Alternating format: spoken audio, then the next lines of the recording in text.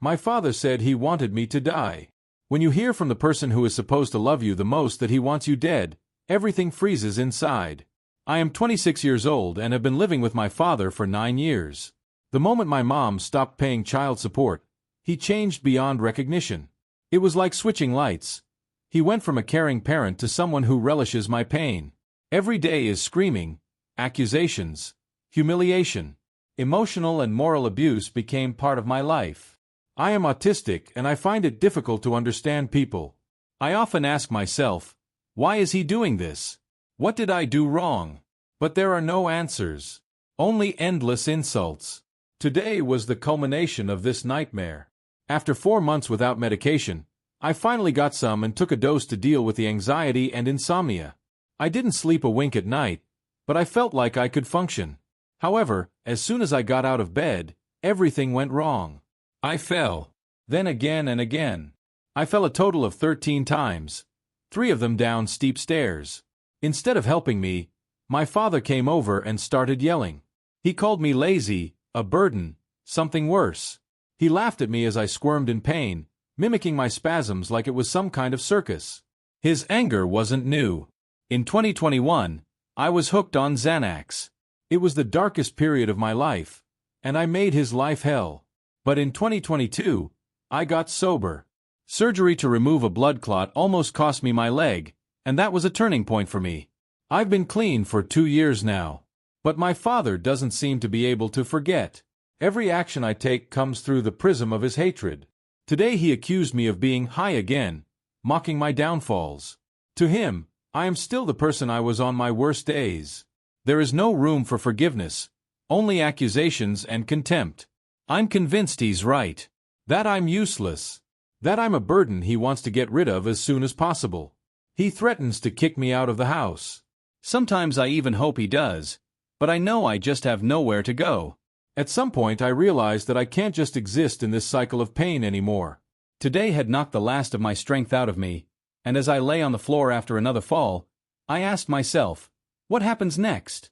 I could no longer pretend that everything was normal. I needed to make a change. But how?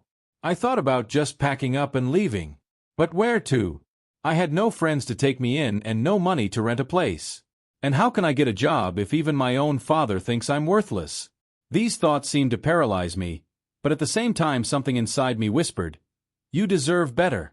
After lunch, I mustered up the courage to go into my room and shut the door. I started searching the internet for free support lines, organizations for domestic violence survivors, and even autism groups where I could find help or at least speak out. I didn't know where to turn, but one number was particularly easy and accessible. I wrote it down. It was a hotline for people experiencing domestic violence. In the evening, when my father had gone to his room, I made up my mind and called. A woman with a soft voice answered. I was nervous, but she patiently listened to my story and asked me questions.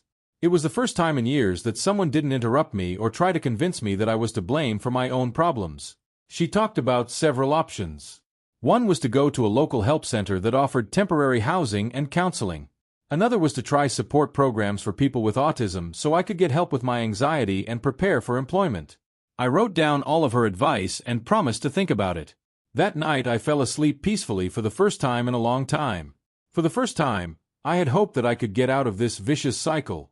Perhaps this was only the beginning of a long journey, but the important thing was that I had taken the first step. The next day, I decided to talk to my father. Not to argue or make excuses, but to make it clear. I planned to change my life, with or without him. He reacted skeptically, of course. But it didn't matter anymore. I wasn't going to seek his approval anymore. Moving to the help center was much more difficult than I had imagined. When I arrived, I was greeted by a social worker named Sarah. Her smile was welcoming, but I felt vulnerable. Thoughts swirled around in my head. What if they find out I'm just like my father thinks I am? What if I can't change my life? For the first few days, I felt like an outsider. The center was filled with people with all kinds of stories, and each one seemed heavier than mine. But when I opened my mouth for the first time at one of the support groups, it was like a dam breaking. People listened to me and then started sharing their thoughts. Some hugged me after the meeting, some offered to have tea and talk. I realized that I was not alone here. Sarah offered me a schedule that included personal development classes and consultations with a psychologist. At one of the sessions I was told an important thing. Your value as a person does not depend on what others think of you, not even your father. I thought about it for a long time. For all 26 years I lived with a feeling that my existence had to be justified in the eyes of others. Over time, I began to sort out my feelings. It turned out that for many years I had been carrying a load of guilt that I had made up for myself. My addictions, my mistakes, my conflict with my father, all of these things I took as proof of my failure. But now, step by step, I was learning to let go of the past. A few months passed, and I finally felt like I was part of something bigger. I now had a stable routine, a small but proud paycheck, and people who believed in me. My father called occasionally, but his words no longer had power over me. I no longer tried to earn his approval. Today, I look at myself in the mirror and see a man who has managed to survive. No, I'm not perfect, but I live. I'm learning, growing, dreaming. And most importantly, I no longer let other people's words define my worth. Thank you for watching this video.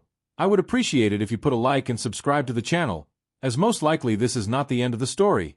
Before meeting.